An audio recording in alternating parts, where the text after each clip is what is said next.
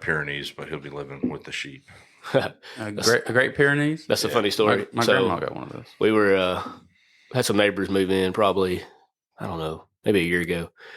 And they've been building. This guy was out of the military. They're from Utah, and he's been building like an arsenal in the back, basically. Nice. But it's like chicken coops. I mean, everything. A greenhouse for like vegetables and flowers, not like a green. You know what I mean? Yeah. Maybe I don't know. He may be. He may be a greenhouse for that. Medicinal purpose. But anyway, I didn't know he had goats, so I'm looking out the side window, the carport one day, and I see this flash of white go by. I'm like, oh, that's a white dog. I haven't seen a white dog around here. Look at him, like, that's not a dog. It's a goat. It was a white goat. There's like 5 or 6 goats, and then you see the whatever dog you just said. Pyrenees. Yeah. Did they tear some of your stuff up? No, they didn't. But like, I'm like, dogs, y'all are horrible at your job. Yeah. They weren't even leading them back. They were just like following the goats. The goats were leading the dogs. Well, because they're just that's what they do. They're not herders. So they don't really herd. They just they just protect. They just stay with them, and that makes sense. So they were doing their job. Yeah, I didn't know their job responsibility. Well, city folk. Man, they were. Hey, there were some pretty dogs though. Oh, Benny the three-legged dog didn't have nothing to say about it. He kind of, he was kind of like when they got in the yard, he was like his hair kind of stand up a little bit, and that back hub, that back nub would be shaking, just sitting there shaking. But he's pretty good. He got up and smelling them and stuff. Goats didn't bother the goats or the other dogs. He was cool with them. Oh, dude, I led him back to the house, knocked on the door. I was like, hey, y'all got some goats out here. He's like, oh man, I didn't know they got out. I'm like, yeah. Dude, they've been all over the neighborhood. That's why I don't necessarily want to get goats. We want goats, but they like to get out a lot. And sheep are kind of like goats. They're so funny, though. Except they're so funny to watch. Yeah. I like goats. Yeah. These were hilarious. We get them little pygmy goats and build 10-foot fences. Little fainting goats. I would give, if I had those, I would give them such a hard time. Yeah. I'd jump at them every time. I got chased up on the hood of a car by a billy goat when I was like 6 years old. We were at a friend of ours' house, and they had a billy goat. I can't remember what his name was. Yeah, they were. Neighbor took a picture of him. I think we went over there, and I was outside playing, and he just started coming after me, chasing me. I got up on the hood of their car and screaming for help. Help! Oh, billy goat running from a goat. I'm surprised he didn't jump up on there because them things can jump. Oh yeah, they can climb. Ninjas. Yeah. Dang, it's already July. Yeah, July 1st. Man, but that guy's got a ton of animals. I don't know what all he has. I know he has chickens, goats. He might have pigs. Okay. He might. Yeah. I'm probably ready to get out of the pig thing. Yeah. You tried it. Not for you, huh? It's too much money, not enough. Well, I mean, I haven't butchered any yet, so fortunately, the money we make from our eggs feeds the chickens and partially helps with the pigs. And then, of course, my mom brings slop from the restaurant. Oh, nice. So that helps, but we still got to buy feed, especially now that we have more pigs. Yeah. How much meat you think you'll be able to get out of one of those pigs? Well, they're small pigs or coonies, so after it's butchered out, I don't know, probably a pack of pork chops. The thick cut, maybe. I mean, nice bacon. Actually, I don't plan on butchering the coonies yet, but we have a dog barking. Yeah, because Coda has to bark at everything. Yeah.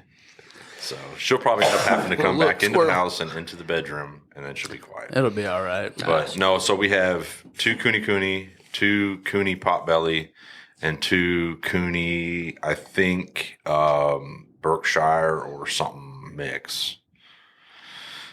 Cool. So I plan on butchering the potbelly ones first, and they're maybe 100 pounds now. Oh man! But I got enough pigs and start eliminating some of them because then hopefully we sell off the babies. I'd like to sell off all the babies, and if the babies sell good, we'll probably keep the boar, which is cooney and Berkshire mix, and the cooney. Then we'll just keep the coonies and get rid of the rest of them. But we'll see. I don't know. I kind of rather just get into something else. I'd like to get cows eventually, but we ain't got enough land to do much of that. Yeah. So we'll see. But maybe by this weekend I can butcher out a pig, and I want to get one of them rotisseries because them potbelly ones is good size for a rotisserie. Yeah. Shoot, every time we a hole in the ground, do a hog in the ground. We could do it Hawaiian style. Yeah. That'd be kind of cool. We actually did that at NTN one year, like legit for like a family picnic thing. Yeah, we did it at the beach. Yeah. 1 year. Yeah. We did it. We did a hog in the ground. How many hours you got to cook that thing for? I think we left it in there for 24 at least. Yeah. I remember him starting at the day before. Yeah. Yeah, you put banana leaves down, you put coals in there, and you put more banana leaves, and you lay the pig on it. You cover it with banana leaves, and you put more coals on it, and you cover it with dirt. It's like an oven. Yeah. It's like a Dutch oven. A Dutch oven, yeah. Like a Dutch oven. Like a Dutch oven. We just fry the whole pig back home. Every time we kill a pig, we'd get all the stuff out of the inside of it, and then we had this big old vats of oil. We'd just fry the whole pig in there. Yeah. No, I ain't never heard of that. Yeah, for my 12th or 13th birthday, we just put just a big old pig on the table. You just go and cut where you want, and we had barbecue. What? Oh, really? That sounds good. Yeah, that's pretty cool. But yeah. Well, are we going to pray again, or are we? For those of you who don't know, we actually were recording for about 18 minutes, and then again. No, not now. Previously, Blake plays tricks on us, and he just hits the record button. Yeah, you guys missed a whole conversation about. I told him I'd like to do cold opens, but he just punches it. We don't actually know when they actually. Right, yeah. I'm very sneaky. Yeah, sneaky. But there's about 20 minutes of footage that we had, and some we had some interruptions. Yeah, some bloopers. So we had to start over. Yeah. But are we going to pray again, or you just want to go right into it? I prayed. Okay. God heard it. God heard it. Okay. All right. Then. Well, all right. Let's get started. We don't want to pray to you again. Welcome to the Forging Podcast, where our mission is to forge guys into godly husbands, fathers, men, and leaders in their communities. We push out of our comfort zone, face our fears, and grow stronger every day. We strive to be selfless providers, dangerous protectors, loving husbands, fathers, and friends. I hope you all enjoy the podcast. Apparently. No, I'm kidding. Sorry, God, it's once a day. It's once a day thing. One of those kind of guys. And what's funny is this conversation is going to be about worship. So, yeah. Whatever. I don't know. It'd be all right. I prayed once. Yeah. Jesus heard us. I mean, we should continually pray anyway, you know. That is true. But I don't have to continually pray in front of the microphone. No, just, Like the Pharisees? Don't pray like these people. Oh, yeah. Praying quiet. Yeah. I gotta give a shout out to a friend of mine who gave me some criticism. You got friends, Brett? Yeah, I got a few. I thought you were too cool for anybody. He told me that I need to talk better. Yeah. And, oh, wow. He's real close to me, good guy. I respect his opinion. So I lovingly told him he can take that and shove it straight up his butt.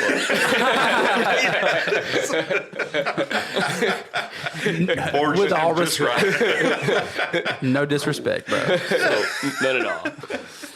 I told him, I said, I know, I'm aware.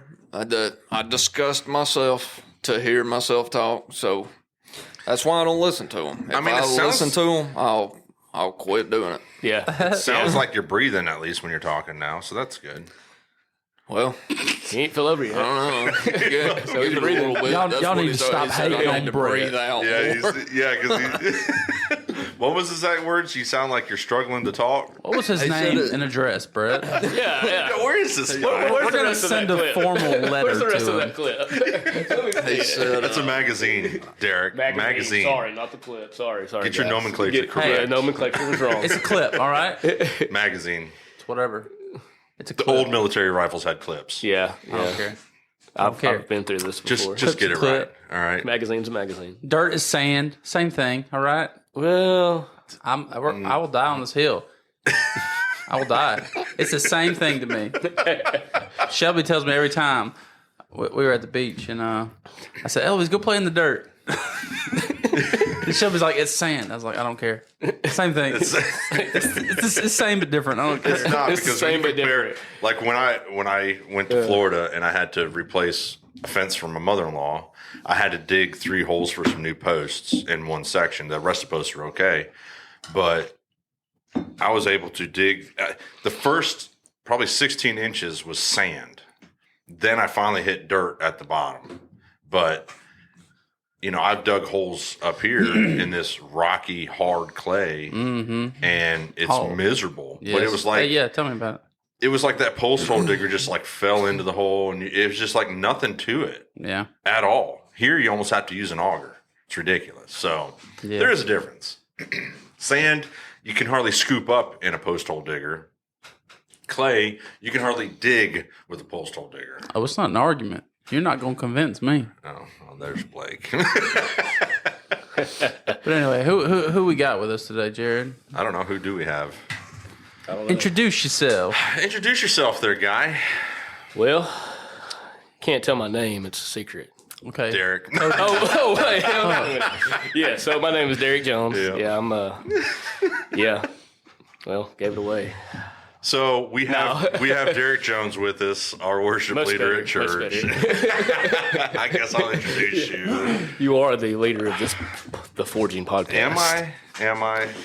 Because when we had Larry on, you weren't here. You people. I was here in Larry and Brett were consistently ragging on me about my lack of coffee drinking and lack of Americanness. We did come down pretty hard on that. And the way I pronounce mandolin or guitar or... guitar. No, it's not your fault. It's not my fault I was raised correctly and learned how to talk. You're just right. ignorant. You're just ignorant. That's all right. That's what I was thinking. That's ignorant. That's ignorant. The coffee thing does bother me though. Like, does it? You can't have a beard and that's what I'm saying. Coffee. Like, how did you even grow it? Yeah, I could drink them.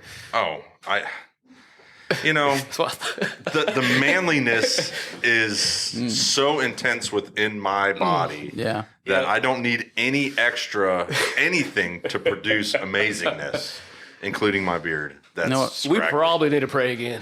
Poor Jared. You know what? Father, forgive me for being here. Forgive him because he does not know what he said. I don't know, man. This ain't the Bible belt. It's the coffee belt. It's the coffee belt. Yeah, it really is. And if you don't like coffee, according to Brett, you're not American. I'm trying to make an American out of you. I went back to Florida just to ease off some of that Americanism that I've had to gain by being here. Yeah. So now that I'm back from Florida, I have to regain that back, I guess, according to Brett. Yeah. I'm sorry. I'm working. I'm sorry that I'm failing you guys, and I'm not full-blooded American, but maybe one day. Maybe one day. You just... The man that has a flag on his shirt and on his hat. Yeah, I just noticed that. America. Yes. He's working. He's getting better. I'm getting there. That's good. I'm getting there. Besides the Chevrolet thing, I don't know about that. Excuse me, Toyota. Hey, don't. That's what's sad. Growing up, it was Chevy, Ford, Dodge, whatever, and I was always Chevy. And really, I was only Chevy because my mom always had Chevrolets. I remember Mom had a '85 Monte Carlo SS. Yep. It was such a cool car, and the guy she bought it from was he ran a body shop, and so on the back lid she had a mural that was painted on there. He did it, so she got it like this, but it had the mural of Jesus on the cross and like the death, burial, resurrection kind of story on the trunk lid. That was kind of cool, and it always raised conversations, and it was pretty cool. So I missed that car. It was a cool car. Yeah. Then she got rid of that and bought a 96 Impala SS, and that's a hot rod too for a big old tank. That's a fast car. So, and then, as I got a little bit older, it was about 13 or 14, a neighbor of ours, which has now become probably one of my best friends, he was always driving by the house, and at the time, he had a 71 Chevelle SS, hopped up big block 454. It just thumped going by, and it was like always mesmerizing to me. So I was like 13 or 14. I was riding around on bikes all the time. We were always riding bikes and doing stuff. And I'd go down there and I'd watch him. He'd be underneath the car, covered in transmission fluid and oil, and just, I don't know, something about it attracted me to that. So I started hanging out with him, and he'd teach me how to work on old cars. And by the time I was, 17, 18, I had a 73 Chevrolet step-side pickup. and had a hopped up 350 in it, and eventually was able to put a big block in it, and it was just like a passion we were always working on cars. I remember one time my transmission went out, and we were changing that out at like 2:00 in the morning. It was just a good time. So it was always Chevrolets that he had and that I was working on. Yeah. And actually, a neighbor of his has old Fords, and he's always worked on old Fords. But I was never really close to that guy back then. Closer to him now. But see, I've noticed something though. The Ford and the Chevrolets always having to be worked on. It's because my buddy just buys the junk cars. I used to drive Chevrolet too, so it's all good. Yeah. I've never owned a Ford though. But now when it comes to quality, Toyota seems to have the win. Yeah, they do. Which is sad to say, but. I've thought about getting one of the newer Toyotas at one time, but I can't. They're just so high. If anyone's listening to the podcast and would like to donate towards getting me a new Tundra, my Cash App is. I'm sorry. My Cash App is. Could you bless me? The problem with the Tundras is, I drag a tractor once in a while, and I pull my enclosed trailer for work. Yeah. And they've got the turbocharged V6, and it's just. Well, get the V8 still. It's just something. The 5.7 V8. Can you get the new ones with a V8 in them? You can't get the brand new one, but go back to like the 21s. Yeah, I don't know. Yeah. I probably should have done that instead of buying my 2015 Chevrolet that's needed a transmission and new front end and all that before 100,000 miles. It's just disgusting how they make vehicles anymore. Yeah, it is pretty bad. It sucks. So, but that's how they keep making more and more money off of us. Yeah. Yep. So Derek, did you ever fully talk about yourself? Probably not, because somehow we got off. No, because all right. Well, let's talk about you, Derek. Who are you, Derick Jones? Well, are you? I guess I'm Derick Jones. Nice to meet you. We've got that now. So went to school in Hamilton. Went to school in Hamilton. Graduated 2012 in Hamilton. Then now live in Winfield. All the Hamilton people probably would say I'm a traitor. You are, because Winfield and Hamilton are just like huge rivals, and so I moved off there. Met my wife Natalie. She's from Gewin. Well, she actually went to school in Hamilton too. Never knew her then, which is probably a good thing. Yeah, she did. Oh, she moved 7th or 8th grade. Oh, she probably wouldn't have married me if she knew me then. I wouldn't blame her. No. But graduated in 2012 from there. Worked at NTN there in Hamilton, and lead worship at Encounter Church. What got you into wanting to lead worship? Because did you start leading worship at Encounter, or was there another church you were doing it in? So, I went to Faith Fellowship in Winfield. Didn't ever lead it there, but I was always involved in it. Okay. So we did youth for about a year and a half, 2 years there. Now, when we were in youth, we were the youth leaders. We also were the worship leaders for the youth at the same time, which was, if you ever done that, that's kind of hard.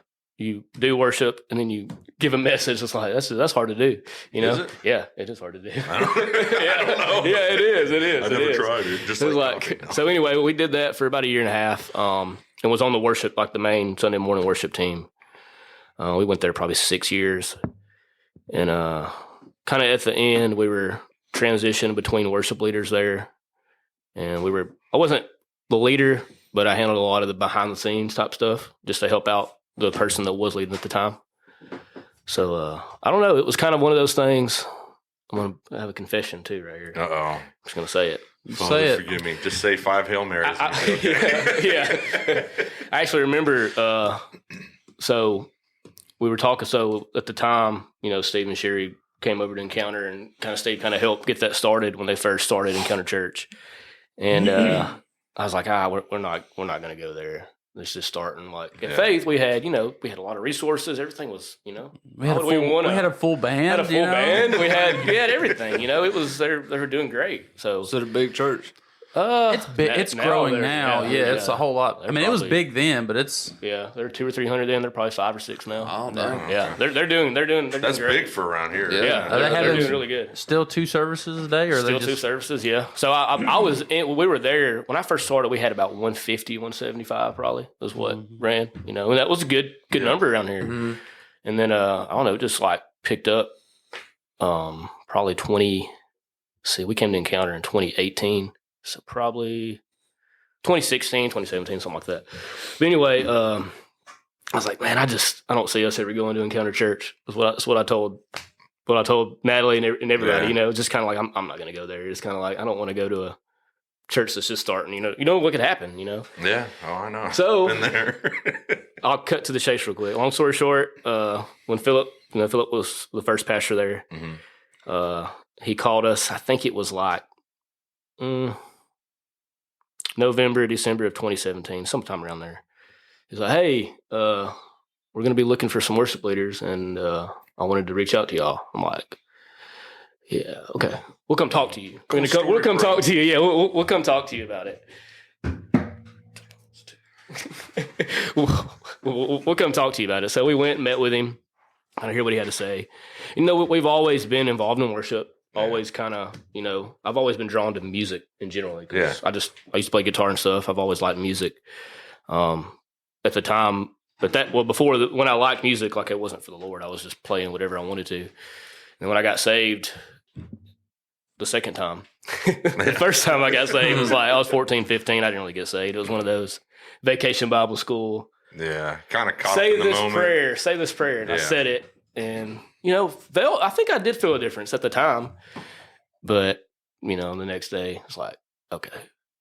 And then I lived my life after that point. Yeah, like I think that'd be a cool conversation to have of what true salvation. I was sitting here thinking the same thing because a lot of us have that same type of story. Yep. You know, we accept Jesus at a very young age, and then we kind of live in the world for a period, and then we come back. Yep. I know in my church that's a common story. Yeah. And it's my story too. Yeah. And we've discussed before, if you was to die during that period in between, what happens? Yeah. You know? And I had a question kind of threw up at me yesterday about that, and I was similar. A little bit different, but it was similar. And I told him, I said, you know, I hadn't really worked that out for myself yet, so I'm not going to answer. Right, it's hard to answer, but, you know, you think about that. Like, I would almost for myself would say, yeah, probably no. You'd say no? I'd probably say no. Yeah. I'd probably say, you know, I probably wasn't really saved. Wow. Knowing what I know now and how I feel now. I think that's something that we need to kind of work on, pray about, study on, and do a podcast on it. Because that's tough. I don't know. I don't know that you'll come to any. Well, we might not come to any conclusion, but there is some scriptures, though, that might kind of lead you to a conclusion. They go both ways, though. You kind of, you're right. You can argue both ways. You can argue both ways. Yeah, just like for me, the conversation of once saved, always saved is kind of intrigued me a little bit. Because I feel like there's ways of losing salvation, but maybe, I don't know. You can go to John 8. Yeah. I was reading it not too long ago, and that's where you'll get the once saved. No, it ain't 8. Where is it? 10. You go to John 10, and you can, you know, he's saying the ones that come to me, the Father's given me, and you can't take. No one can be taken out of my Father's hand. That you know what I'm talking about. Yeah. Anyway. Yeah. That's one way to go, and then the scripture that was brought to my attention the other day was in 1 Corinthians, and I can't remember the chapter, but it's saying that if you don't do, paraphrasing of course, if you don't do this, this, and this, you will not inherit the kingdom of God. Yep. You know, so you can argue it both ways. Yeah. And I really haven't worked that. Yeah. Well, and what's interesting, I guess, is, you know, like for instance, the people that were big time Christians or whatever said they were, but then left Christianity because of church hurt or something may have happened. Yeah. And they become quote unquote atheists or whatever. Yeah. I mean, if you straight up turn from God, you can seek salvation again, but I feel like you quit. You're done. And God's not going to force you to do what you don't want to do. And he's going to allow you to live in your sin and stupidity. But with that, doesn't bring heaven. So I don't know. I mean, this isn't I don't know, from the scripture that I've, just interesting. but I've heard someone say, interesting to think about. I don't know. Yeah. With that, was it John 10 you said? Yeah. It says no one can take you. Let me read it so I don't mess it up. It's 10:25 through, looks like, I know we're getting off here. 29. So I told you, so basically it says no one can take you from the hand of the Father, but what about, can you jump out of the hand of the Father? And nobody can take you, but if you choose to go. I've heard that argument. I'm just saying, I've heard that. I'm like, I don't know. It's interesting. It is interesting. But I do know that I'm either way, I just want to obey God and, trust in Him and know that what He has for me is better than anything I have, Yeah, when you're there, for sure, and you don't have to worry about it anymore. And now you're back to just looking at this stuff because you're wanting to grow and learn. Right. And maybe that's the difference too in your true salvation and not true salvation, in the sense that, like what you said, you got saved as a kid, but were you really saved, or did you just do it because it was the thing to do because that's what of the everyone moment was doing? And I can only speak for myself, but I would say mine wasn't a vacation Bible school deal. It wasn't this is what everybody's doing type deal, so I'm going to do it too. Yeah. So I think mine was for real. Yeah. But I don't know what happens in that period where you kind of the prodigal son type story, where you get lost, and then eventually you come back, because the way it worked for me is I could feel. I mean, I didn't hear it in an audible voice, but God pretty much spoke to me, and said, "You've laid around long enough. It's time to get up and go to work for me." See, that's more. So, I mean, the first time, I remember being, emotional, feeling emotion, having a feeling. But the second time, and this was at church camp. I guess I was saved. Maybe I will. I don't know. That question is still not answered. But at church camp with, we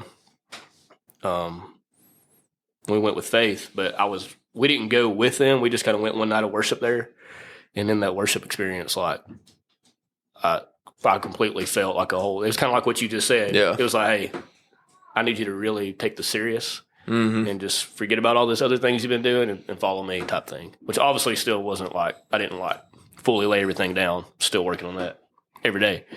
But, that's when the second time, it wasn't like I said another prayer to God and be like, Lord, come and, the forgive me. The sinner's prayer. It was more like, God, I'm yours. Whatever you want to do. Yeah, same way for me. Let's do it. I pray the sinner's prayer daily. Yeah. And you probably should. I mean, really, it's not a bad thing. I ask for forgiveness every day. There's a psalm that says, search my heart, know my wicked ways. And that's for a saved person to do, Yeah. It's telling us to do that. Tell us to always, have the Holy Spirit reveal to us. What is that? I heard elephants coming through my house. Oh. But to show us any wicked ways or evil thoughts or bad things in our heart, so that we that's kind of the same difference. Hey, get that stuff out. Yeah. Because when that's there, it's a lot harder to hear from God. And if you ever wonder, we're getting off topic again, but I'm going with it. If you ever wonder, man, I just feel like, am I even saved? You ever have that thought? Or I don't even hear God no more. Well. Probably need to examine, see what you've been letting in, what you got, and you'll do it subconsciously. Not even, it's just the human flesh. But that's when you got to. I can't remember the song. Yeah, it's a good song, but anyway, that's when you got to go back and be like, all right, God, what have I put in front of you? Yeah, so we'll that's what you're not necessarily saying that prayer for salvation anymore, but you are needing the sin cleaned out of your life so you can restore that relationship again. Right. That's the way I would describe it. Yep, that's it. I don't know if that makes sense to everybody, but that makes sense to me. The way One guy got it. One guy got it. At least one guy got it. 1 out of the 99. And just so people know, we're doing it at my house, and my kids don't heed my advice of staying quiet and remaining in the other room. So you may hear children and doors and animals and everything. And it's part of life. It's all right. It's all good. It is what it is. It is what it is. It doesn't sound that bad. Okay. So just now that that's out of the way, we can get on with our podcast. Oh yeah, I'll finish the quick story real quick. So anyway, back to when we came to Encounter, we were like, nah. So we met with the pastor, and one of us felt like, you know what, we should probably really pray. Because I'm gonna be honest, I had the opinion I'm coming in just listening to him, and that's it. I'm done. Yeah. I'm going back to the church where I was at. That's it. And so then I was like, I can't remember which one it was, but either me or my wife, one of us felt like, we need to pray and fast about this and really see this is what the Lord would have us do. The other one's like, nah, I'm not doing that. I'm good. So then we met again, I think like a week or two later, because we started both feeling, okay, let's just talk to him one more time, kind of just see what his vision is for the church, and then go from there. So we met again, and then we switched roles. The opposite one was like, I don't think it's it. And the one, I think it was me the last time. I was like, no, we need to pray about this. Like, maybe this is where God wants us. Yeah. So we did that, and we just obeyed what we felt God was telling us to do, and got there. And and at the time, in my head, the whole time thinking, God, why would you take me from a well-established church that's got the resources, that's got all this stuff, to offer, and take me to somewhere that's just starting up that we have it's the unknown. You don't know what could happen. And God's like, this isn't a downgrade. Like, I'm lifting you up into leadership. Like, this is an upgrade, And I realize that now. I can look back and see I would not be where I'm at in my faith today if it wasn't for stepping out and being like, all right, God, we're going. We're going to go do worship here, and whatever you have for us. At the time, we actually did worship and we did youth for the first 6 months or so there. At Encounter? Yeah. Oh, cool. I don't remember. And we just stepped out in obedience to God, and here we are. Awesome. Wait, what year did we come? 2018. So, 6 years later. Wow. March of 2018. Yeah. That's awesome. Yeah. So, through our conversations that we've been having on the podcast, I've been trying to, kind of pin down like specific topics, whatever. And we kind of got into discussion of salvation on some of them and being a better husband, whatever. But, I kind of also spoke about the foundation of where this all starts. We were, the intro, talking about forging into a better father, husband, man, all those things. But really the foundation is our salvation and through Christ. And we've discussed that. We've kind of gone over that, maybe not in as good a detail or as deep a detail as we should have, but we can always come back to it again. Yeah. But something that I thought of, because I'm always thinking about our discussions on here and what we can talk about to really help people grow. And this is also a growth thing for me. So something that kind of stuck out to me was worship and what that actually looks like. And it's not just, sitting at your church and sitting in your church and singing and all that, but there's so much more involved in true worship of God than just your Sunday morning praying. I don't know why I keep going back to praying. Praise and worship. Singing and stuff. So, we've talked about how a lot of people, they go to church on Sunday and then it ends right there until next Sunday. And I believe that worship,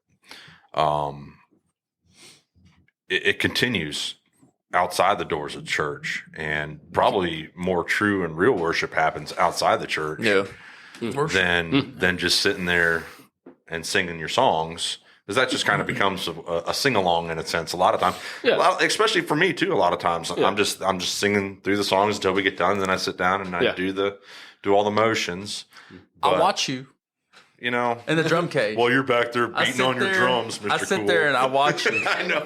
I feel like you are too. Like I do feel like I make eye contact with you too. Yeah. Sometimes, but I guess just because me and Blake work together and we know each other really well, it's like he's sitting back there judging me. I'm not judging. So. If I was not in the drum cage, I raise my hands. I don't really raise my hands and do all that. I'm not just, I don't know. Man, you got my wheels turning. Go ahead. Uh-oh. Go ahead. You got, what's your wheels turning on? Why is that, Jared?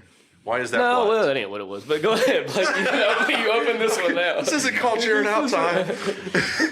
No, but I don't know. I just never really been into raising hands, and I'm not opposed to it. And I don't look at people think they're weird because they do it. It's just I think people worship God in different ways and express it in different ways. Yeah, and there's different it's ways. Just not. I just don't raise my hands. There's not one set way. No, there's not. So I'm gonna say this first, and then I want to ask the question that I was going to ask, talking about worship. So I believe the Sunday morning time of worship where we're singing songs together really is a overflow of worship in your life, of your daily life. Like that is a time where one,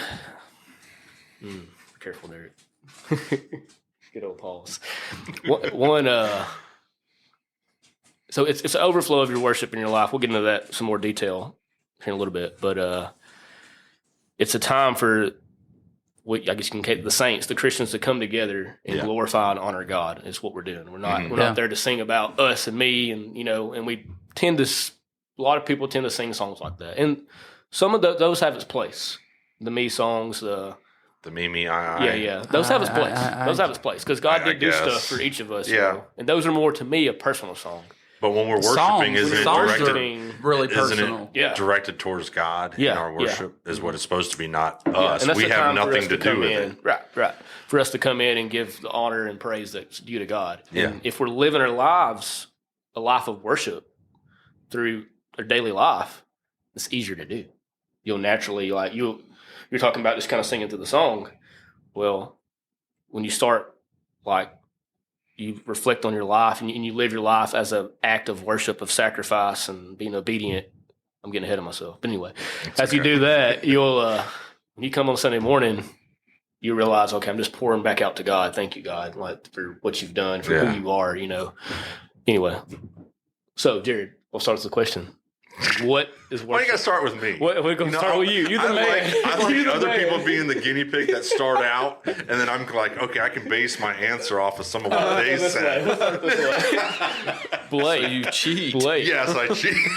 What is worship? I got to know what there's no right or wrong answer necessarily. So it's just what we're talking about before. I'll take it. We were talking about before. Jared and I was it'd be cool to see what all of our opinions on worship is, because we want the listeners to because they're feeling the same way. And it is funny because you said that to me this morning. You're like, I'm going to ask you guys questions. I'm like, oh, okay.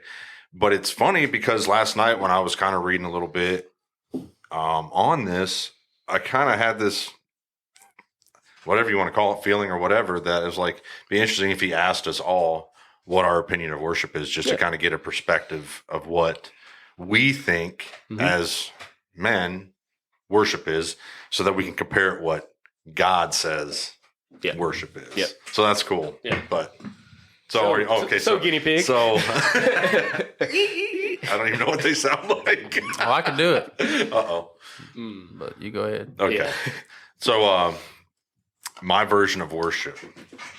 Man, I thought I knew how to answer that, but I would say, one, it would be singing in the church and kind of thanking him for all these things. But I think throughout the day, I find myself a lot of times just thanking him and praising him for maybe getting through a struggle or the opportunities that I've been presented with, the people that I have in my life. I find myself a lot of times just saying, thank you, God. And I think that's a sign of, sign of worship too. Yep. So for me, worship would be, singing the songs to him. And especially for me, I'd rather listen to worship music on my own and I'll sing and there's times where I'll get into it myself. Worship is more personal. More personal. And but I think with the singing and praising, because even David did that in the Bible. And it's interesting because I was reading that while I was in Florida. I read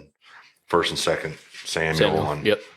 And all that, but also just thanking him and praising him for even the life that we have, because we don't deserve any of it, but he gives it to us. Yeah. So I guess just a constant thanking him and praising him for all of that is good worship. Yeah. Oh, so it's my turn? Yep, your turn. We're going around the table. it's hard to worship without an attitude of gratitude. You know, you always need to have that attitude of gratitude, and worship to me is glorifying the Lord. Yeah. Glorifying God. And you can do that in anything. I wish I had the details to this story, but there was a guy who was a very gifted runner. He was like an Olympian, you know, Usain Olympic. Bolt. No, not Usain Bolt. But this has been years ago. Yeah. But I've heard this story told before. And he said he could feel God's joy or something when he ran, you know. And for him, I believe that the act of running was worship. Yeah. You know, that's good. And I think you can do that with anything. And with your work, something you're extremely gifted at, you know, that God has given you that ability, that can be an act of worship. It's not all about music. It's not all about raising hands, whatever. And there ain't nothing wrong with that. If that's the way you worship, raise your hands. You know, everybody worships in different ways, and that's part of the reason why there's a church on every corner. Yep. That's very true. That's probably the biggest reason, actually. But I think your whole life can and should be an act of worship. Yep. Makes sense. Yeah. It's good. You know, even in your work, in your hobbies, and read some of my notes apparently. Well, that's interesting you say that because like I try to teach my kids, everything you do needs to be done to the best of your ability and to honor God. Yeah. And I guess I never matched that up with worship, but I mean, he's so where is that? Colossians? Isn't that in Colossians? That's off the top of my head. I'm not sure, but whatever you do, that's what I was looking for. I can't remember if it was Colossians or Corinthians. I think it's Colossians, but anyway, Colossians 3. Do as unto the Lord, you know. Yeah, that's what I was looking for in the Bible. Anyway, my whole point is your worship you can worship the Lord in whatever you're doing. Yeah. You know. But you always have to have that attitude of gratitude. You have to understand, you know, you have to get your mind around and your heart about what he's done. Yep. And how undeserving we are for what he's done for us. Yeah, he stole my notes. It's okay though. That's cool. Yeah, we'll get some scriptures that go in there. I'm looking up that. It might be 3, maybe 1. It's in Corinthians. It's in Corinthians? Maybe Corinthians. Hold on a second. I pulled it up. I know it was a C. Pretty sure it's Colossians. I think. Oh well, this is Corinthians. 1 Corinthians 10:31 is so whether you eat or drink or whatever you do, do it all for the glory of God. 1 Corinthians 10:31. Yeah, so there's several verses. That's talking about the where he's talking about being under the law and the diet and stuff. Mm-hmm. Okay. So I don't know. I look up Matthew 5:16 too. You never did find this? This is your job. I know. Is it? I think it's slacking. It's okay. Like, what then is your version of worship? I've had the same way I've defined worship for several years. I consider worship an outward expression of an inward heart posture. It's kind of like Brett said. It's very technical. You know, doing everything that it can be. If you break it down, it really can be. It's just doing everything for the Lord. You know, everything you do, be an example. You know, let every act you do, you know, be conscious of doing it unto the Lord. Yeah. You know, whether it be, I don't know, you know, the way you treat people, you know, serving others, you know, basically, I don't know. It's but I think when we come to worship, you know, Me and Brett are trying to talk behind the scenes. Yeah. We're telling and secret. I'm messing up your No, you're good. your flow. Yeah, I mean, it's so hard to explain for me. Reverence to God, and everything you do, just keep in mind, like, I'm okay, I'm doing this unto you, Lord. Let this be an act, of worship. Yeah. And then Sunday mornings, when we actually meet for church,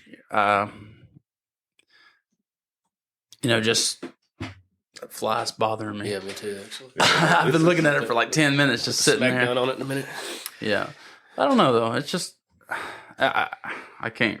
It's hard for me to put into words. It's a hard thing to explain. It really is. Yeah, because I guess it's... Because praise and worship, they're not the same thing. Right. And that's what... So, you saying that makes me want to lead to this next part, if you're ready to go here. Let's go. So, there's a quote, and I don't remember I put author unknown because I can't remember if there was an author or if it said author unknown. But the quote says, when we pray... So, it talks about praying, praising, and worship. Those three things. All important. So, don't take what I'm about to say as one's more important than the other. They're all important, but... I think each one, especially in the world we live in today, in the American culture, American Christianity, this is pretty true. When we pray, we are preoccupied with our needs. So when we're praying, most of the time, we're preoccupied with our needs, most of the time. Yeah, God, I need this. God, I need that. Do this. So when we praise and give thanks, we're preoccupied with our blessings. Would you say most of the time? And that's okay. That's okay. Yeah. That's okay. But when we worship, we're preoccupied with only God. So, you're preoccupied with God as who he is, not just what he's done for you, but who God is, his sovereignty, he's creator. You can go all as a list of things. Yeah. So that was one way to look at that is, worship is solely for God and God only, no other reason. And yes, for what he's done for you, because like you said, having a heart of gratitude, and that's where it starts. You got to know who he is first, and what he did for you, to be able to worship him the proper way. So anyway, that quote, just, I heard it, actually, when you mentioned this to me, I think it was right before you mentioned doing this podcast, I saw this quote, and I'm like, oh, I'm starting it with this. This is perfect. I shared it with the worship team a few Sundays back. I just thought that was interesting, because it's right. When we're praying, most of the time you're praying because you want something or need something. Yeah. When we're praising him, most of the time it's because of what he's done for us, which is good. It's a good thing. It's good to do that. Yeah. Two, on the flip side of praise, I think praise is also a weapon of spiritual warfare. Praise is powerful. Yeah. Praise is, think about, who was it, Paul and Silas? Yeah. Yeah. That's what they used when they broke through the prison. Praise is a... Yeah. You mentioned in some of the podcasts, I think one time before, about spiritual warfare is not really... No one teaches that much anymore. They don't. And it's sad, because I think that's where a lot of... Now we're about to go down some rabbit holes. Let's do it. I think that's where a lot of times, going back to what we talked about today, where Christians kind of start stepping out of the faith because they're faced with spiritual attacks. Yeah. They don't know how to handle it. So they just say, I'm done. Yeah. You throw your hands up, I'm done. Like, I don't even want to be a part of this. This is too hard. Yeah. And that's God. And because it's the enemy, but God is also testing you. All right, do you really want to serve me? Do you really trust me? Yeah. Do you really believe that I am who I say I am? And do we believe that? I don't know. Sometimes we might, but in certain situations we may not. But anyway. Yeah. Anyway, but I think praise is, it's all prayer, praise, and worship are all good, but worship is solely for God and not about us. It's strictly about him. Yeah. Yeah. And yeah. Huh. Anything else you want to add to that? Sorry, No, I'm thinking because my wheels are going different directions. I'm trying to. And you brought up the prayer thing, and you was talking about the prayer. I'm not real good at this, but I try to start out my prayer with worship and praise. In the Lord's Prayer. Yep. The first thing he starts out with is "Hallowed be your name." Yep.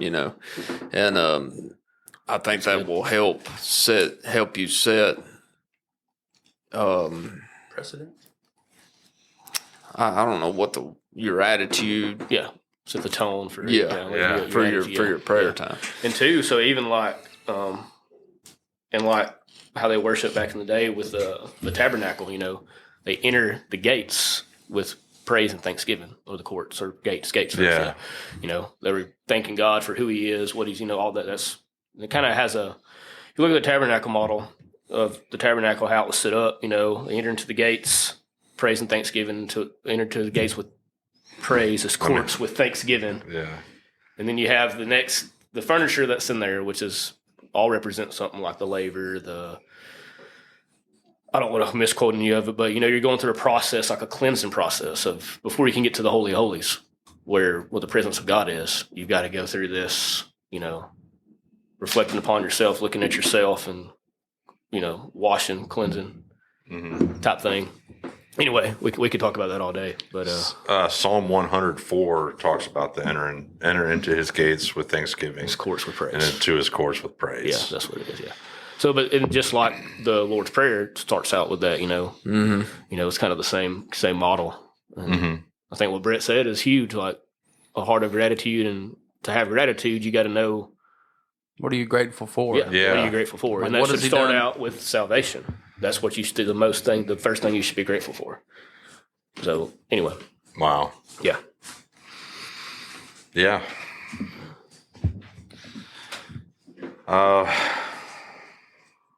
That one's being grateful for salvation. I think we kind of look past that a little bit too much, and the, I won't say severity, but like the reality of that is like what He did for us, knowing that we refuse to just act right and do what we're supposed to do. He's like, these people, no matter what I do, no matter what I tell them to do, whatever, no matter what I show them, it's like reading through the Bible is a constant flow of they're living for God, they're doing their sacrifices, doing all these things, and then something happens where all of a sudden now I'm worshiping my own idols again. And then they have a horrible leader and all this bad, they go into slavery, all these bad things happen, or they get pushed out in the wilderness. Yep. And it's like, it's like no matter what He would do or say or show them or put them through whatever, they just chose to do what they felt like doing. And He's like, these guys ain't ever going to figure it out. So I'm just going to do the ultimate sacrifice. Yeah. Because, and I'll keep it simple for them. Just believe that He came and died for us. Yeah. And He rose again.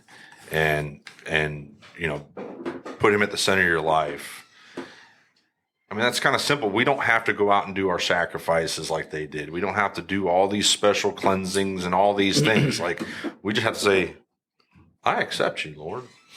And I mean, it's kind of weird to say, and we're good, I mean, I know it takes more than that. I would say, you touched on something there. Now, Jesus, the way I see it, was there in the garden. The plan for Jesus at creation. Yes.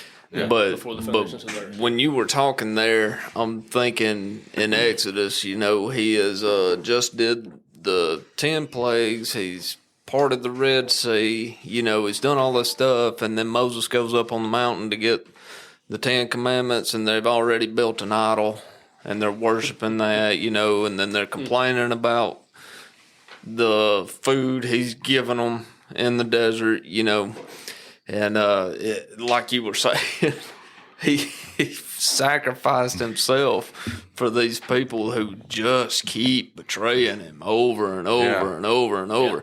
And that's us too. We did the same thing. We're all tainted by sin.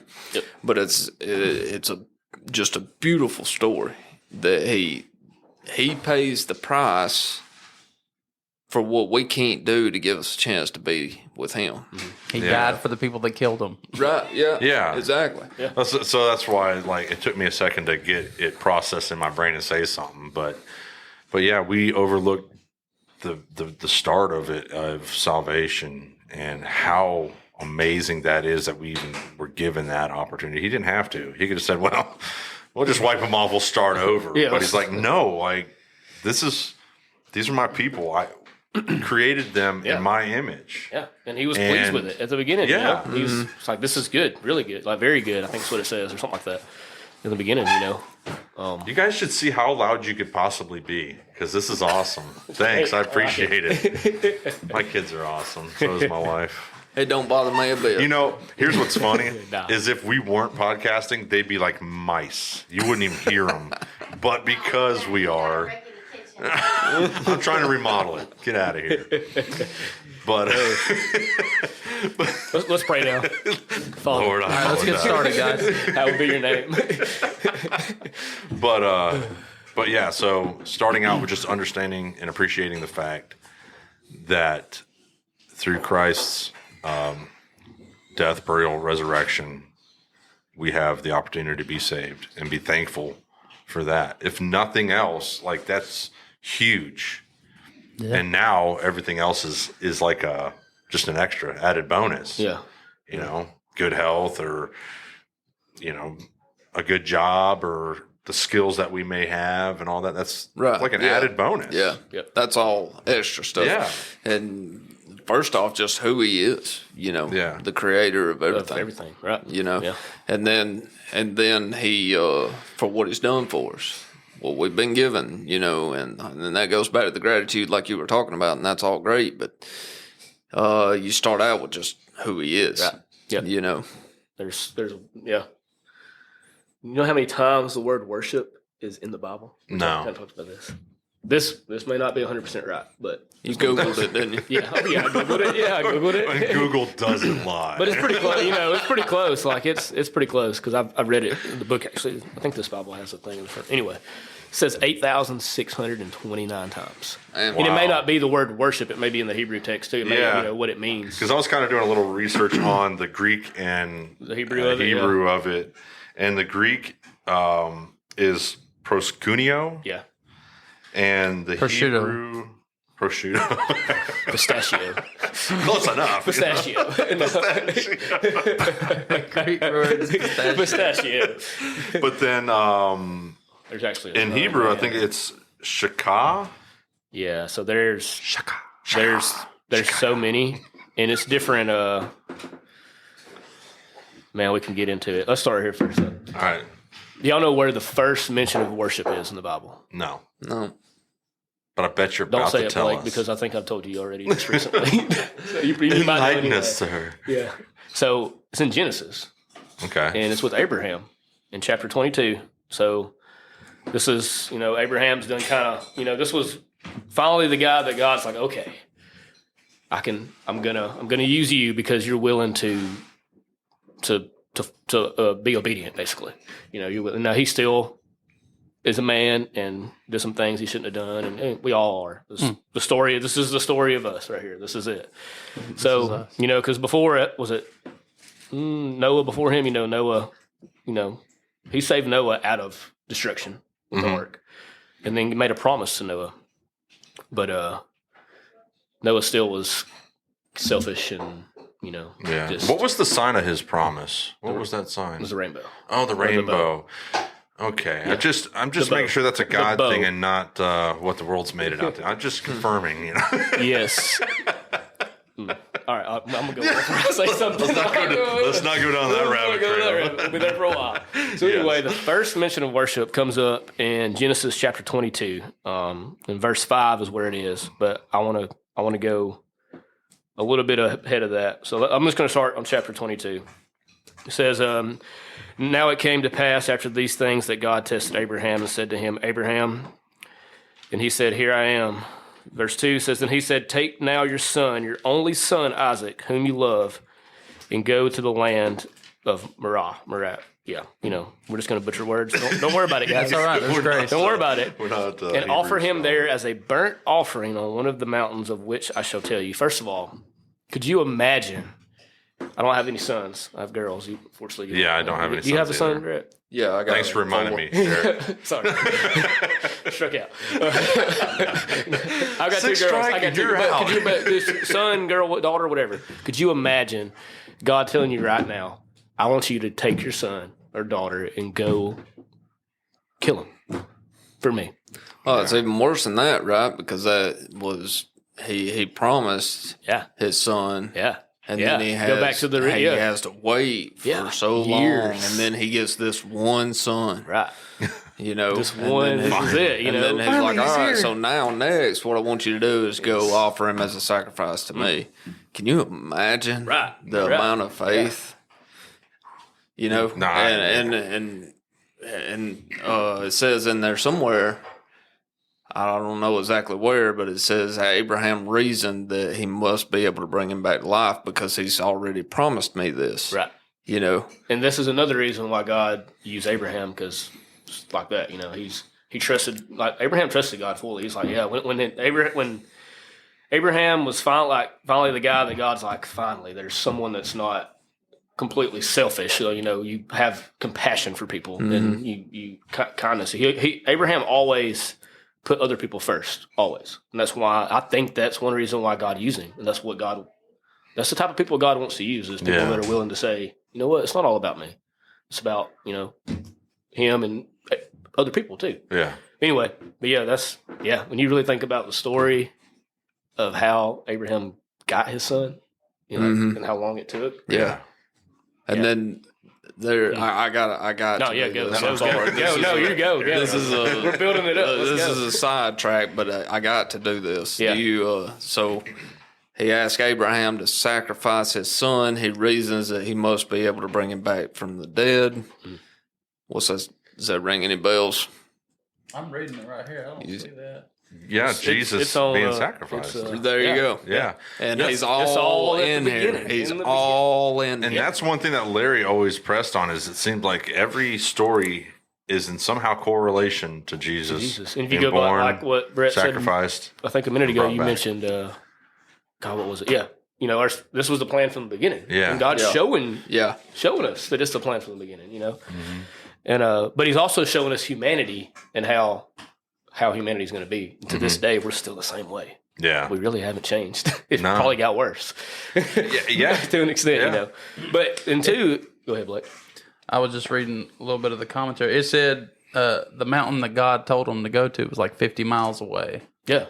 I've got something like that. So not only are you going to have to sacrifice your son, but you got to go 50 miles. And think about so let's read a little bit more of it, because first of all, you can see, you know, the writer made it pretty clear, like, so take now your son, your only son, whom you love, like, you know, like really, like just really pressing this in, like just jabbing him with it, you know, and go to this mountain, you know. So verse 3, we'll go there real quick, and then we'll kind of go on. In case you forgot, it's your only son. It's your only one. And you love him a lot. You do actually really like you love this guy, you know. But it's not funny, but it's like, wow. Anyway, but you know, getting off track. Back to the Jesus story, John 3:16. It talks about the only son, his only son. Right. Anyway. So verse 3 says, so Abraham rose early in the morning and saddled his donkey and took 2 of his young men with him and Isaac his son, and split the wood for the burnt offering, and arose and went to the place of which God had told him. Then on the 3rd day, Abraham lifted his eyes and saw the place afar. So that's when he saw the mountain. So here's verse 5. So first of all, back to what the commentary that Blake was reading, if it was 50 miles. Could you imagine, because he had to gather the stuff for the burnt offering, the wood and stuff. He's carrying it in a sense. Could you imagine how Isaac's feeling? Yeah. He's probably like, What's going on? Where's the sacrifice? Yeah.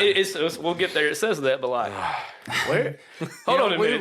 We've been going these 50 miles. 50 miles. Is there a shop there? We're going to get the... What's going on, you know? This is just, I don't know. Then they get there, it's like, all right, hop up on the altar. Yeah. I don't like the way this is working out. This is what he said. He said, look, I mean, the fire and the wood, but where's the sacrifice? Hold on, Blake. We missed verse 5. This is important. We'll get there in a minute. Okay. Yep. All right, and it says, so verse 5 says, and Abraham said to his young man, stay here with the donkey. The lad and I will go yonder and worship. The lad and I will go yonder and worship. And we that's back to what he knew. Faith. And we will come back. We're coming back. Yeah. Wow. He says we will go and worship. So the first mention of worship in the Bible is right here, and it is a act of sacrifice and obedience and faith in God. Like, to me, that's where worship starts. I'm skipping all my notes right now, and worship to me is obedience. Period. Yeah. And everything you do, worship. The definition of worship is obedience. That's what it is. And everything, you stepping out in obedience, because, we talked about it a little bit when we look at the house that you're going to be doing this podcast. You felt like, that was an act of you doing this as an act of worship. Yeah. And I don't know, that's where it started right there, is with Abraham. Yeah. Willing to sacrifice his son. And I really didn't catch this earlier when it says we will come back to you. That's interesting. Yeah. I never caught that either. So verse 6 says, so Abraham took the wood of the burnt offering, this is where Blake was at, and laid it on Isaac, his son. Could you imagine? And he took the fire in his hand and a knife, and the two of them went together. But Isaac spoke to Abraham, his father, and said, my father. He said, here I am, my son. He said, look, the fire and the wood, but where's the lamb for the burnt offering? I wonder how long he's been thinking about that. Yeah, before at he some says, point he's like, something's fishy here, Dad. And if they're walking, say, 50 miles, they're not just not talking. He's not, they're probably having a conversation. I don't know. The dad could be so stressed out, though, that he's like, I don't really have much. I know when I'm like super stressed, I don't talk really. I'm just like, But we don't know. I don't say this, but I would think, just being a human and a man, you're at this point, you're about 25 miles of the road, you're starting to doubt God. Like, God, are you really are you really gonna? I got 25 more miles to go. I don't know. We may turn around and just go back, and but he kept pressing through because he's still, being obedient. Yeah, Father Abraham. He's the had many sons. He's the example of faith. He's the man of faith. Yeah. That song. It just I can't get that in my head now. I had to. Yeah, thanks. But and that's I think something I've mentioned to you before is I think for us we don't have to have it all figured out and know all these things. We just have to be obedient, and He'll reveal things to us as we go. That's right. Yep. Obedience is such a huge part of being a Christian. And back to when we came to Encounter, that's what we decided. Hey, we're just going to be obedient because we don't know how it looked. We're thinking, what if we're here for a year and then the church just doesn't make it? Yeah. How are we going to look going back to our old church? Hey, we're back. We're back. It failed. So here we are. And that I ain't gonna lie, that went through my head. Like that's really one of the first things I was thinking. Like, what if this? I was doubting God. Is what I was doing. Yeah. But I went ahead and was like, no, we're doing it, and no, we don't have 200 or 300 people or 100 people, but I feel like we do have a group of people that are hungry for God and really want to. It's like a family, It feels more like a family, Yeah. And for me, it's grown me tremendously just being obedient, and it's helped me to learn what worship really is. It's not just about singing and playing and being on stage. It's really, to me, I don't even look at worship as that anymore. Worship is obedience. We'll get more. The New Testament talks about it a lot too, but it's being obedient. It's fully everything you do, doing it for God and realizing that He is Lord, that He's the Lord of your life. That's worship. Yeah. So anyway, any more thoughts there? No, I think we hit that pretty good. Yeah. Really good. Yeah. So it's just interesting that the word is first used in Genesis. It's in the beginning. Worship was from the very beginning. Yeah, and it's talking about a man having to sacrifice his only son. Yeah. Yeah. So like your sacrifices can be an act of worship too. And we've had discussions at our church, in our small group, of what are our sacrifices, right? Like your tithes, your time is a big one, and all that is an act of worship too, which, like we've already said, your whole life is, can be an act of worship. Yeah. Yep. And that's what God desires. And two, so right there with, one thing you see even in the beginning, and you'll see it more in the scriptures. One thing, when we worship, God always responds. And He did that to Abraham by providing the sacrifice. Yeah. He responded to his worship. Abraham was obedient, so God responded and said, since because of your faith, here's the sacrifice. It says you go on, what is it? You go on, I think, verse 9 or somewhere in there. Anyway, he provided the sacrifice, so his son didn't have to die. He got to keep his son, and then God provided the sacrifice because of his obedience or his worship. So Yeah, it's let's see, 10. Yeah. What's crazy, and I still think about a lot is, God like spoke to these people back then, Right? Like audibly or through a bush. I mean, some way, shape, or form, he was speaking, and you couldn't mistake that he was speaking to you. Yeah. Why don't we hear that now? Some do. I don't.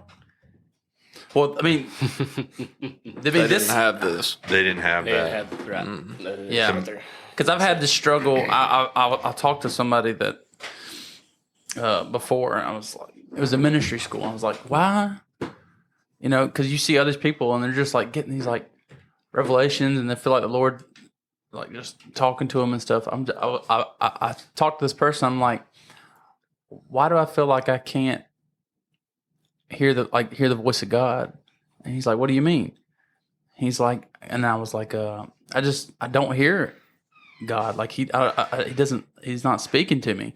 And he said what you said. He's like, this is the physical word of God. So anytime you read this and read it out loud, that's, God, it's good. God's words. Interesting. This is breath, yeah. So we don't need to hear him because we got the word, which is hearing from him. Well, I would say he still speaks. Yeah, he still speaks. He may not light a bush on fire that can burn. Yeah, and you know what I mean. I know when I did my short little fast, and I feel like he spoke to me too. But yeah, it's subtle. I guess what I'm saying is, like these people heard audible voices, and I don't know. They were led crazy, through the just, wilderness. walking out in the woods, and all of a sudden God like legit talking to you. Yeah. They were led through the wilderness scare us by now. with a pillar of fire. Wait a second. And they still decided to build a That's cow. insane. Still, Isn't that crazy? That's wild. Yeah. I mean, manna from heaven. Oh, we don't like this guy anymore. I'm tired of this. Yeah. I'm tired of this, Grandpa. But I do believe he still talks to us. But I guess it's just interesting to me how it seems like a lot of these people heard from it. Like in here, in Abraham's story, was it 11? At that moment, the angel of the Lord called to him from heaven, Abraham, Abraham. Yes, Abraham replied, here I am. Like legit, out loud, hey man, wake up. Yeah. I got to thinking about it. Blake's been thinking. I thought I was a little smoky down there. Now I know why. It just hit me, talking about how do these people go from seeing all this stuff to, turn away from God. I mean, I don't know the elapsed time, but it could be one generation doing their own, seeing the stuff and then going their own way and not, passing down the knowledge of God and what he's done. And it only takes one generation. You can even put this back into the New Testament when after Jesus was here with his disciples. What did he tell them to do? Go tell everyone and keep doing that for generation after generation after generation. If we stop that, the next generation may not hear it too, just like that. Wow. I don't know. Maybe Blake's onto something. This goes back to why it's so important for us as men, being the leader of our house, to be teaching our kids about God and everything about it, getting in the Word and reading it to them so that they know it, so that we do everything we can to keep this next generation from missing that mark. And and when you have kids, like that's your number one priority for discipleship. You need to disciple your kids. I mean, yes, we should disciple each other, whatever you want to call it, but like we need to disciple our kids. Absolutely. Male, female, it don't matter. Like they've got to know who God is and understand who he is. One, for them, but also to be able to keep that going. Yeah. And to get everyone we can to know who he is. This just came to me. It's interesting.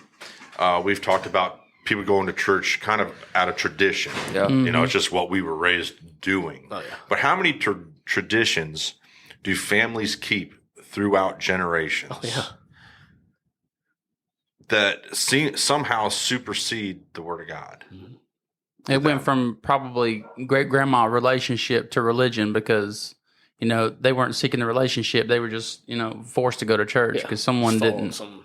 It started off as a relationship, and then over the generations, it turned into religion. A religious behavior. Yeah. Man, I don't know. That was just kind of profound to me. Is like so many people are so full of traditions that the one thing that should be at the top priority of your traditions list is discipling your children about God. Yeah. And man, that's sad. Yeah. Like it's sad that so many different traditions are put way ahead of that. And now, even just talking about discipling children, think about right here with Abraham, what he was doing. He was discipling Isaac. He was showing him, hey, I'm telling you to trust God. And Isaac got to see the promise because he was. He is the promise. Isaac was the promise at the beginning. You know, so that's there too. I just thinking about that, Wow. And this will go back to your priorities too, because I think we've had that conversation on here before. But, like if you were a fireman or something, your first priority is to take care of yourself, because if you go down, not only are you not helping anybody else, but somebody has to help you. Yeah. So just like this, your first priority is your relationship with Jesus. That's your first. Yeah. Second is your wife, and you disciple her in that, and you do all the husband duties that we've already talked about at length. Yep.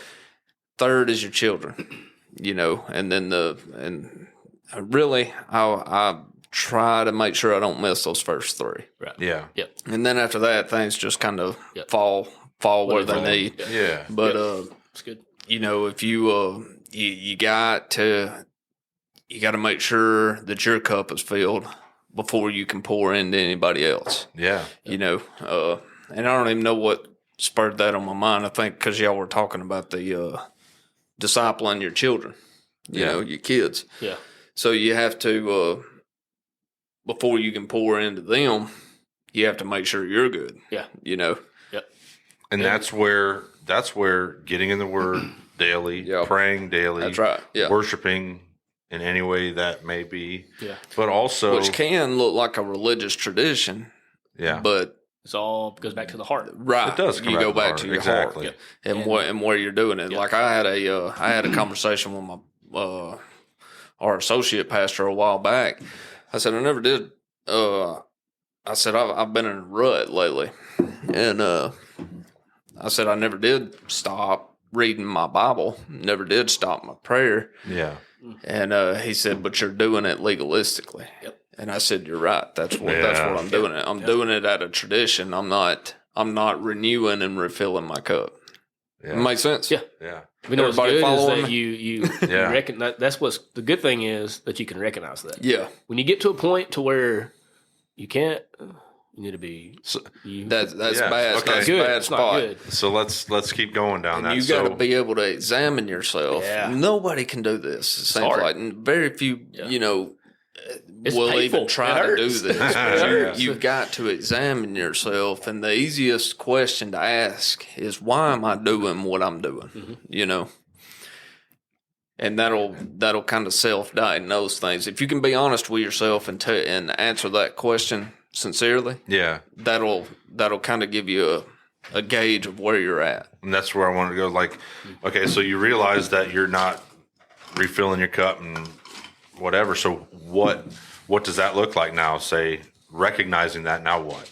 So I recognize that this is my personal deal. Could be different for everybody. Sure. But I was reading my Bible every morning like I always do. Nothing's on the outside has appeared to change. Sure. So what I did was I actually, this is going to sound bad, but I actually took a break from reading my Bible, and I just spent my whole morning time in prayer. There you and go. Just focusing on Him and the worship we were talking earlier. Mm-hmm. Not coming to Him with my laundry list of needs, and just focusing on Him. Yep. And wanting to be filled up with the Spirit again. Yeah. And that kind of helped get me out of it. Plus evangelism, we've talked about that at our church too. That is that helps keep your fire going too, bringing other people to Jesus. Yep. Yeah, and sharing your testimony. That and meeting with other men, like with the men's breakfasts, the last one that we did. Was there one since I've been? No, I don't. No, it's this Saturday. It's this coming Saturday. Okay, good. I didn't miss it. But like getting together with the guys and having breakfast and hanging out, and it just adds a little fuel to the fire. Yeah. And gets you excited and keeps you going. That's that iron sharpening iron thing. I'm gonna get on this rabbit trail real quick. That's why people. I don't have to go to church to be saved. You don't have to go to church to be saved. Yeah, you need to be going to church. You're gonna fall in that rut if you don't. If you don't surround yourself with like-minded people, good luck, buddy. But you could do that. You could do that outside of church. You can. But absolutely, I do think churches. It says to not forsake the gathering. But that doesn't mean make sure you're at church every Sunday. I think it's important. It is important. It is important. I'm not trying to discuss. I know what you're saying. What I'm saying is, I agree with you. I had a conversation with this guy who's got some church hurt. It's been years ago, and I said, here's the problem with church, and I went on this long rant of all the problems with church. Yeah, and after I got done, I said, with all that being said, church is a good thing, and you need to be there. Yeah. About us coming together, growing together, worshiping God together. Yeah. Those are all things we need to do. Yeah. Right? Yeah. But I can understand why people get in that easily. position. Yeah, I'm done with church. There's a bunch of hypocrites. Yeah. No, I don't look at it that way. I don't look at it. These are a bunch of hypocrites. But well, for me, a lot of times I find more growth spiritually when I sit around a table with men, or when we sit around the campfire drinking pine needle tea and doing our thing, or that's still assembling. That's definitely. And I honestly, a lot of times I find more growth out of that than I do going to listen to another sermon. Yeah. And the thing when I say I'm not church arguing. too, I think you should go to church. Yeah. I'm not saying you shouldn't, but I don't think you have to. Yeah, and it's good for you. I agree. You don't have to. When I think about the church too, I also think about. Unfortunately, we have messed the church up. Like the church is one body. It's not right. It's not the Baptists. It's not the Pentecostals. Especially not the Baptists. And when I think about Baptists. See, that's where I was. When I was 14 or 15. You see, and I didn't really know God then. No, no, the Baptist is good. He's good. I went to the first. I like what Brett says too. If we put each denomination together, parts of it, we'd probably be closer to what we God would be closer. Intended. Exactly So, right. And that's where I'm getting. We're just busting each other's chops. That's where the church. I wish we could do more together as the church, like in a community. Say all the churches and you and get together. Dude, I hope we do more stuff with the Baptists. I enjoyed that. Yeah, and we will. Well, and that's the thing. Like I find.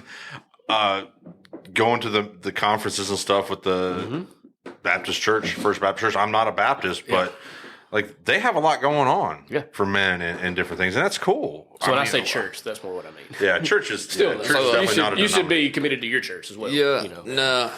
I attend a Baptist church, but I'm not going to sit here and tell you I'm a Baptist. Right. I'm a follower of Jesus. Right. Yes. That's what I am. Yeah. That's what I like to say, and too. And we may disagree on some of these side issues and this and that, and that's fine. Yeah.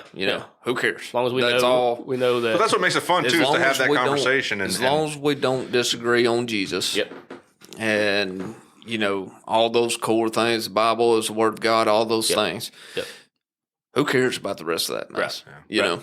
That's right. It's fun to learn about that other stuff. It is, and it's not worth. It's not worth battling each other over, but it's fun to have those conversations because it's about learning and understanding God and His ways and the things that He wants for us or whatever. So, I mean, we had some fun conversations with Larry. I think it was with Larry getting into some of the stuff that kind of does divide the churches, and it's just fun to talk about and learn about. But it's not one of those things that's worth dividing people over because that's not the point of the gospel or anything. Yeah. Since you're saying dividing now, I'm about to go to something else. Oh, he's part in the Red Sea over here.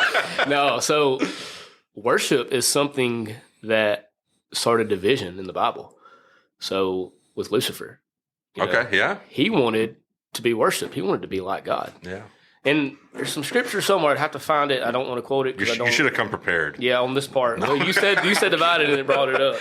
Okay, let me find it. You know, I can't remember, but it talks about, I think it's in the commentary of my Bible actually, but wrong. I don't know if it's wrong or right. So, but he kind of talked about, Lucifer was him and somebody else was really one of the only ones that could be that close to God. You know Michael or Gabriel? Maybe it was the archangels? Something. Yeah, maybe that. I can't remember. Anyway, but that's where division started. Lucifer thought he got pride in him. Yeah. He was the talented singer. He was, he was a worship leader basically. And he was, he's like, man, look at me. I'm God basically. I'm as good as God. And then what happened? He started worshiping himself. Yeah. And look what happened. Just side note, it's interesting with the month of June being decimated by the woke agenda. It's interesting that they walk around with pride on their shirts. And I can't help and look at, I don't want to say that everybody in that community is necessarily prideful or arrogant about it, though it's not good. What I'm saying is you see a lot of these people out, the ones on the news and getting all the pictures, and they show a lot of pride and arrogance in what they're doing. Mm-hmm. And the Bible says that pride goeth before the fall. What is it? Pride goeth before destruction, and a haughty heart before. I think pride goes before the fall, and then the pride goes before the fall, and a haughty heart before destruction. Yeah. And if you look in the Bible times and Sodom and Gomorrah, what's happened then. Mm-hmm. And it ain't nothing new. No, it's not nothing new. But it's Ecclesiastes. But nothing new under the sun. That's always happened. Exactly. But what's interesting is we're talking about pride and how Lucifer became prideful. Mm-hmm. And now you have people walking around with pride on their shirt, trying to represent what they think is right, which we all know is not. Right. But what happened? He got prideful. And what happened? Yeah. Destruction came. He got kicked out. Yeah.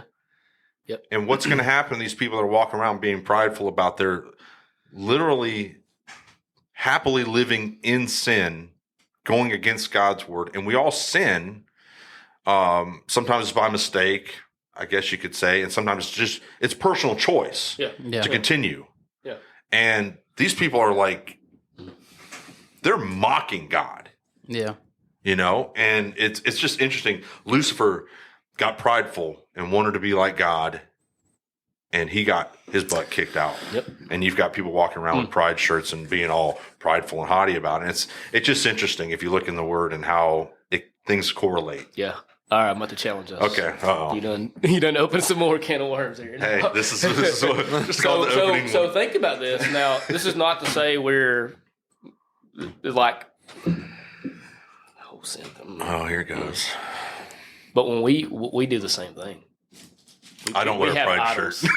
No, we make idols. Yeah. And put them in the place of God. I'll go back here now since we're here. So originally we said, worship is for God only. Mm-hmm. That's how it was created for. That was the only person it was created for. Yeah. We worship all the time other stuff and don't even realize. Oh yeah. A lot of people worship Trump. Yeah. I mean for real.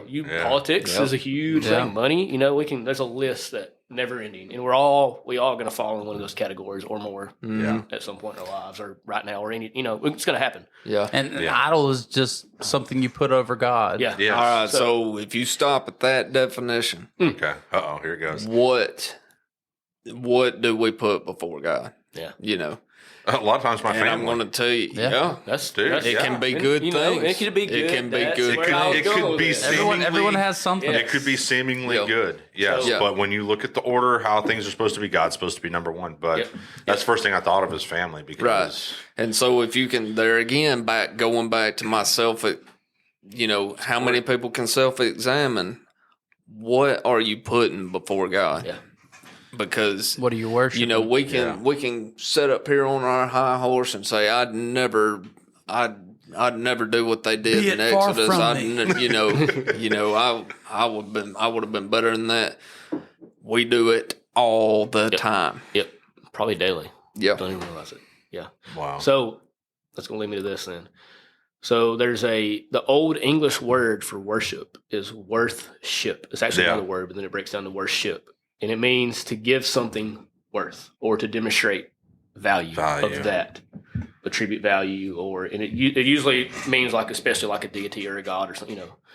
And so worship is putting the value you hold for something on display. That's what worship is. That's what it means in the Old English. And it's like putting, so like I said, like those people the pride people, they believe that's right and whatever they want to believe. So they put all their value in that. Yeah. This is who I am. This is who I, anyway, they're wrong. Anyway, yeah, we can get on that still. But like, that's the same thing for, your work. This is who I am. I'm a worker. I provide for my family. It's good. Great. Good things. You need to. But getting back into identity now. Worship will, that's what happens. You'll change your identity without realizing it. Yep. You know, when you start worshiping, putting value, you realize where people don't quit calling me. You're such a popular man, Derick. But yeah, so. Yeah, so if I can use myself as an example, so that way I don't look like I'm casting stones. Brett's over here stoning all of us. Judge yourself first. That's right. I've done it. I've done it with work. Yep. I've done it with sports. I've done it with guns. I've done it with working out. I've done it with, just all kinds of stuff. Yeah. Done it with my family. You know. You just have to constantly self-examine yourself and what's at the top. Yep. And it's hard to do. Yeah. You know? It is hard. But the first step is being aware. Yeah. You have to be aware and you have to self-examine and make sure your priorities and what you put at the top is where it needs to be. Yeah. Yeah, man. So when you think about that, just challenge everybody, even the listeners, think about what you spend your most time thinking about doing. That's the best way to find out. What are you doing with your time? That will tell you what you're worshiping. Yep, that's exactly right. Yep, and you need to do that every day.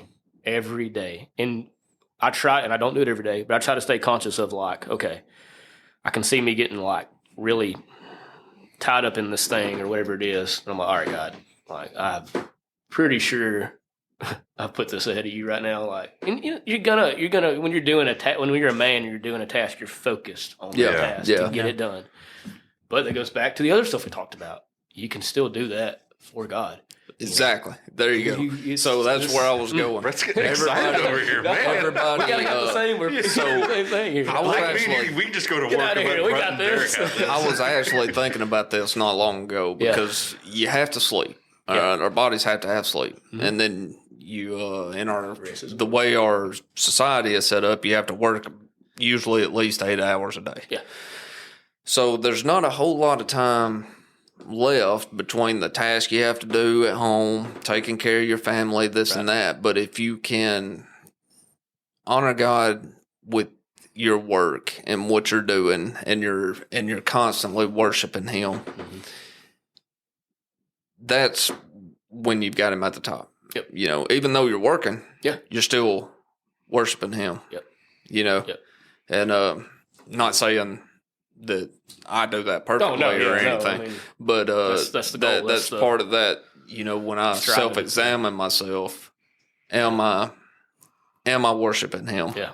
During my work time. That's good stuff. You know what I mean? Yeah. Man, you're tracking with me. Yep. So it's good. It's good. I am too. Come on now. No, I mean he's ahead of me. He's ahead of me. I'm right behind him. That's what I'm saying. I'm tracking with you. I've done sketch half my notes. I'm like, forget it, whatever. Well, that's the nice thing about notes. Stuff, notes are reference points, but we tend to. We tend to spend time making notes, and I've gotten to the point where I don't make as many because I don't utilize most of them because we just talk about whatever. I do want to hit back right here though. Yeah. So to value something, this is going to stay still the same thing, means you have to put a price on it. Okay? You put a price on it, which is what, back to Genesis, is what Abraham did. He was going to lay down his son for God. Literally going to just sacrifice his son for God. He put a price, which is back to the greatest price that's ever been given was Jesus, Yeah. And there's even scriptures, which demonstrates love. What's that scripture about love? Greater love has no man than he. Than to lay down the life for one. So there's. But anyway, that's what worship is. It's what you valuing. And one of the things I wanted to get on. I'm gonna skip that. Oh, so I've heard. I don't know if it's a book I read. I think it was in a book I read. It is in a book I read. I got the book. He's got it with him. How long have we been going, Blake? How to Worship a King. When I get through reading this for the second time, I'm gonna give it to somebody. Okay, I got. Yeah. Right there. I'm halfway through. Yeah. That right there is a deep, deep book. It is very deep. C.S. Lewis, Mere Christianity, is what Brett has. Derick is talking about how to worship a king. How to worship a king. So prepare your heart, prepare your world, and prepare the way. But anyway, and it focuses a lot towards to ministers too who lead worship. It has a lot of that in it too. It's what it was originally for, was to help people who are in their church leading worship understand what worship really is. Because I think a lot of worship leaders today don't know what worship really is. Well, because anymore it's kind of intended for entertainment purposes. Yeah, it is, and that's the church's fault. That's entertainment. We've got to be Bethel quality so that we attract more people because. They'll come for the entertainment and then just hang out because, I'm here, so I'll listen to a sermon. But they won't. And you want to you can get in scriptures with doing things with excellence and doing it to the best. And God wants the people that He give the gift to be the ones doing that. He wants the best up there. And I will say, if you can, you can worship. We've already covered that with anything, but I will say you can in church create an atmosphere that makes it easier for people to worship. No one wants to, try to focus on God and hear someone playing a solo in the wrong key. You know what I mean? Or singing really it's bad like clanging key, cymbals. You know what I mean? Yeah. It does say to worship with clashing cymbals. So. Yeah, I mean, Psalm 150. It does say that. No. We need to bust out the harps and cymbals. Come on. But anyway, so but the book. That's where I was getting at. God, you're gonna get me off too many topics anyway. It's okay. We tend to get off topic many times on this podcast. One thing he does in the book that was really cool is he kind of talks about like when you before you get married, you get engaged and you give your fiance a wedding, a engagement ring. Yeah.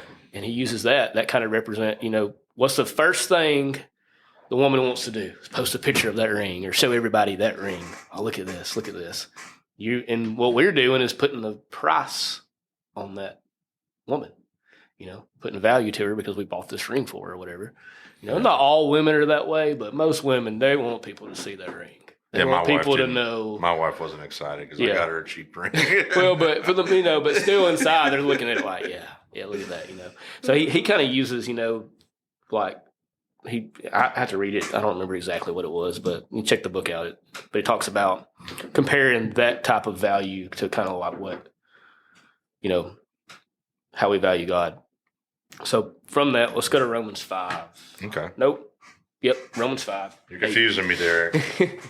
Well, I've got two verses here. Romans 5:8. So we can all agree on how God places value on us, right? Like, how did He do that?